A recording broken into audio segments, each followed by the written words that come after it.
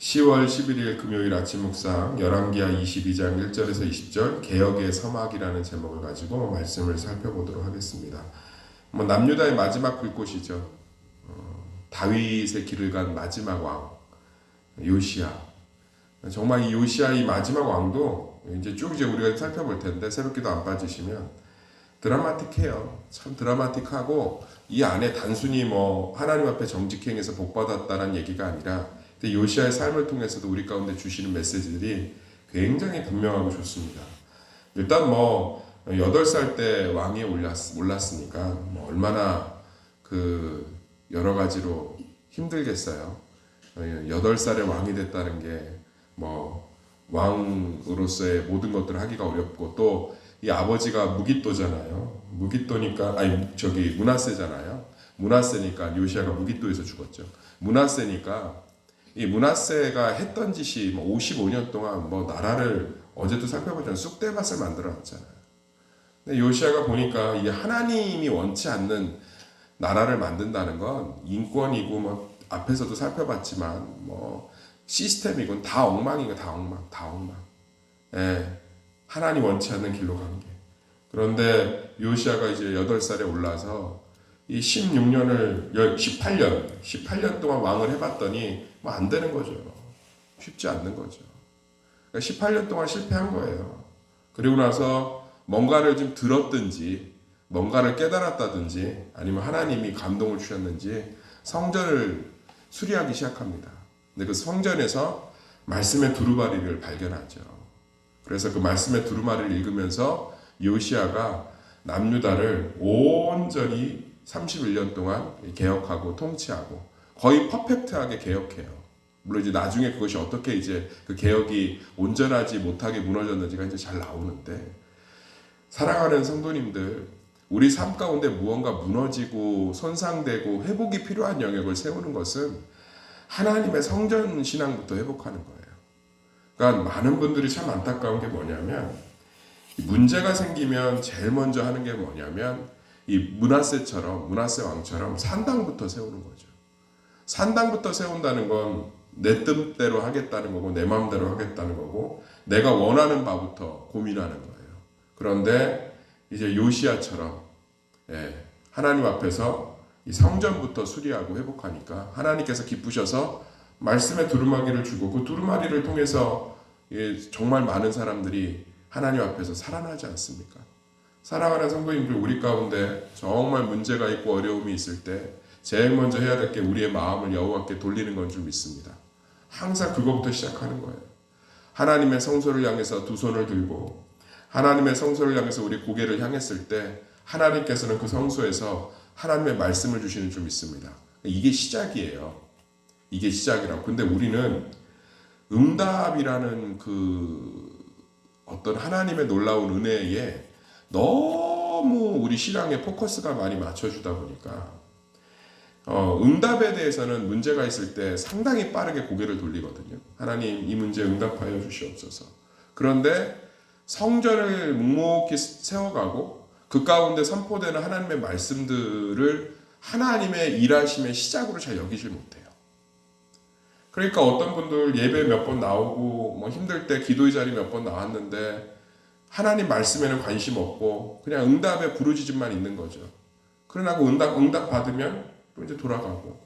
근데 오늘도 보면 알겠지만 요시야에게 하나님이 주신 놀라운 은혜는 하나님의 성전을 향해서 일단 자복함이 있죠.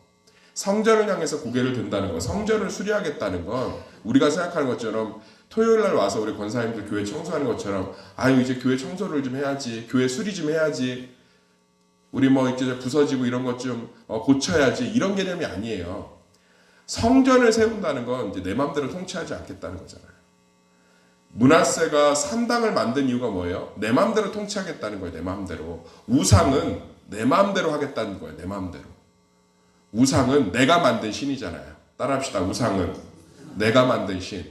그러니까 내가 만든 신이니까 내 마음대로 하겠다는 거라고, 우상은. 그런데 성전을 이렇게 수리했다는 건 요시야가 어린 나이에 정신 차려서 일꾼도 불러다가 우리 지붕 무너진 거 수리하고 벽지 바르고 청소하고 그랬나 보다. 아니에요. 이건 요시야가 내 마음대로 안 하겠습니다라는 거. 이거 굉장히 쉽지 않은 거예요. 내 마음대로 안 하겠습니다라는 것에 하나님이 응답하신 게 말씀을 주신 거예요. 머리가 앞뒤가 좀 맞죠? 내 마음대로 안 하겠습니다. 그럼 이렇게 해. 그러니까 여기서 놀라운 회복이 시작되는 거라고요. 근데 우리는 일단 내 마음대로는 안 하겠습니다. 내 마음대로는 하겠습니다. 라는 걸 놓지를 못해요. 그리고 응답만 구하는 거죠. 사실 산당이에요. 사실 우상이라고. 그러니까 성전을 회복한다는 건 단순히 예배 나오고 뭐 교회 나오고 고난 가운데 기도의 자리에 안 찾는 사람 본 적이 없다니까. 안 나오던 분이 무슨 뭐 열심히 나오면 나 두려워요. 맨날 그 문자로나 전화로 물어본다고. 그럼 이제 뭐 안심시켜 주시는 분들도 계시고 목사님 뭐 문제가 있어서가 아니라 제가 말씀의 자리를 찾고 싶어 나오는 거예요. 그럼 안심하는데 대부분 문제 있으면 이제 그때 성전을 향해서 고개를 돌려. 근데 실제로는 성전신앙이 아닌 거예요. 성전신앙이 왜 이스라엘 왕들이 성전신앙 가지면 축복받고 원수로부터 다 이기게 하시고 이거 알면서 왜 안 돌이켰는지 아세요? 역사를 다 알아요. 므낫세는 워낙 하나님의 그 말씀의 두루마기를 다 막 없애버리고 숨겨버리고 막 이랬으니까 우리가 알 수가 없지만 유다의 왕들도 알아요. 다윗이 어떻게 해서 복을 받았는지, 솔로몬이 어떻게 해서 복을 받았는지, 요아스가 어떻게 해서 복을 받았는지, 히스기야가 어떻게 해서 복을 받았는지 안다니까. 아는데 내 마음대로 하고 싶은 거예요. 내 마음. 왕이잖아. 왕이잖아요. 내 마음대로 하고 싶지. 그건 포기하고 싶지 않은 거예요. 믿음의 회복이 어디서, 믿음의 축복이 어디서 우리 삶의 문제와 모든 것들을 산산조각 내느냐? 내 아집과 고집, 그러니까 하나님밖에 없습니다라는 진솔한 고백이 있을 때. 그럼 어떤 분들이 이런 얘기를 해요. 제가 고난이 극심한데 하나님이 위로하시고 그때부터 응답하셨다. 당연하죠. 다 깨진 거예요. 다 산산조각 나서 압축기에 완전히 눌려버린 것처럼 이제는 하나님밖에 없습니다. 전적인 항복. 그러니까 요시야는 철저하게 하나님 앞에서 이제는 하나님밖에 없습니다. 8살의 왕이 돼서 18년 동안 다스려 보니까 못하겠습니다. 하나님밖에 없습니다. 하나님밖에. 완전히 납작 엎드린 거예요. 그러니까 하나님이 그럼 이렇게 하자 하고 말씀을 주시잖아요. 사랑하는 성도님들, 우리는요 하나님의 말씀을 들어도 이웃에 대한 태도가 동일하다. 하나님의 말씀을 들어도 내가 며느리한테 보내는 문자가 바뀌지 않는다. 내가 하나님의 말씀을 들어도 교회에 무슨 어떤 연약함을 보고 나오는 판단이나 관점이 바뀌지 않아요. 우리는 성전을 향해서 자복하지 않아요. 고난 외에는 답이 없어요. 이게 하나님이 우리에게 참 가슴 아파하시는 거예요.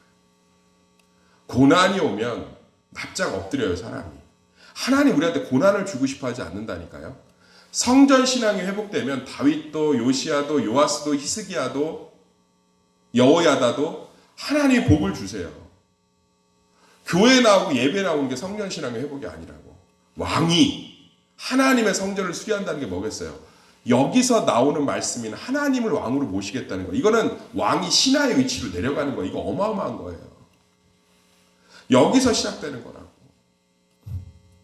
제가 목회 연륜이 더 깊으면 뭐 다른 이야기가 나올지 모르겠지만 사업에 망하고 자식 문제로 경제 문제로 부부 문제로 그런데 진짜 하나님 앞에 깨지잖아요. 성전을 향해서 고개 딱 돌리잖아요. 어떠한 문제든 어떠한 사건이든 어떠한 질병이든 하나님이 고치시고 회복하시는 줄 믿습니다. 그게 안 된다. 그래서 우리는 뭘 기도해야 되냐? 고난 가운데 하나님 내가 보지 못하는 것, 내가 놓지 못하는 걸 깨닫게 해주세요. 그리고 깨트려 주세요. 그게 성전신앙이에요. 그러면 하나님이 말씀을 주신다. 그 말씀이 들어온다고요. 진짜 싹이 트기 시작해. 저는 그래서 믿음이 뭐라고 그랬어요? 자리를 지키는 게 아니고 믿음이 가치관의 전환이에요. 생각이 바뀌는 거라고. 자녀를 가르치는 태도, 타인에게 말하는 태도, 무엇을 바라보는 관점, 교회를 바라보는 관점, 남편을 바라보는 관점, 아내를 바라보는 관점, 장모를 바라보는 관점, 사위를 바라보는 관점이 바뀌기 시작하는 거예요. 바뀌기. 문제를 바라보는 관점. 저도 이렇게 목회에 대한 다양한 이제 피드백들을 받는데, 이렇게 열심히 하기로 했어요. 불안해요. 열심히 하는 건 무너질 일만 남은 거예요. 바벨탑을 쌓으면 무너지니까. 그런데 피드백을 듣다 보면 그분이 이 문제에 대해서 이렇게 생각이 바뀌어가기 시작했어요. 남편에 대한 태도가 바뀌기 시작했어요. 문제를 바라보는 관점이 이렇게 달라졌어요. 그럼 막 기뻐요, 제가. 성전을 향해 고개를 돌린 거거든. 할렐루야. 하나님 진짜 일을 하기 시작하거든. 이걸 평생에 붙드셔야 돼요, 성전신앙을. 성전신앙을. 그냥 막 열심히 해. 막 성경 통독도 하고 필사도 하고. 그런데 안 바뀌어. 뭐가? 내가 살아왔던 가치관, 내가 붙들었던 거, 소심한 마음은 그대로 한번 해보자 하면 안 해. 자기는 못한대. 안 깨지고 있잖아요. 거기에 말씀이 어떻게 역사를 해요? 말씀이 적극적으로 삶을 이렇게 펼쳐나가야 하나님의 은혜들을 경험하는데, 난 무기또 못 나가요. 나 애국 못 가요. 못 가요. 못해요. 나 안 할래요. 근데 성전신앙은 그걸 깨트리는 거예요. 하나님의 은혜를 사모하면서 내가 안 해봤지만, 내가 못했지만, 아브라함 보세요. 하나님 뭐라고 그래요? 갈대 우르를 떠나라. 그게 우리 구로에서 누가 그러더라, 설교하다가 구로에서 부산으로 가라면 가시겠습니까? 야, 부산으로 가면 100만 번을 가, 100만 번은.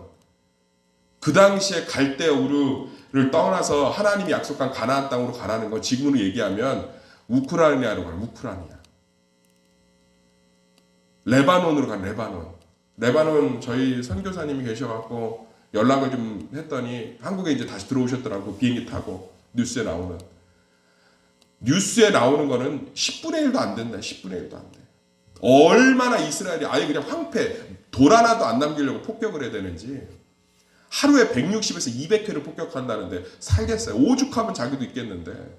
이건 사람이 나올 수 있는 구조가 아니다.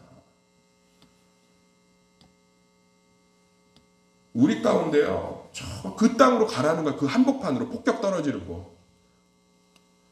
가잖아요. 그러니까 우리는 우리가 움켜쥐고 있는 것들을 놓는 게, 그게 안 됐을 때 하나님이 그걸 놓게 해달라고 기도하는 게 성전신앙의 시작이라. 소심했던 사람이 적극적으로, 적극적인 사람은 절제하는 사람으로, 예민했던 사람은 넉넉한 사람으로, 넉넉한 사람은 꼼꼼한 사람으로, 자기가 그동안 지키고 움켜쥐고 살아왔던 방식을 하나님 앞에서 온전히 자복할 텐데, 그게 말씀 안에서, 예배 안에서, 은혜 안에서 하나님을 사모함으로 이루어져야 되는데, 안 되니까 이제 하나님이 최우선이 항상 고난이에요. 고난이 오면 게 다 깨지거든. 다 싹. 지금도 하나님 우리에게 복 주시는 분인 줄 믿습니다. 성전을 향해서 요시야처럼 두 손을 드세요. 그럴 때 하나님의 말씀의 두루마기가 백성들을 변화시키고, 제사장들을 변화시키고, 나라를 변화시켜서 31년 동안 다윗의 길이 다시금 열리지 않습니까? 할렐루야.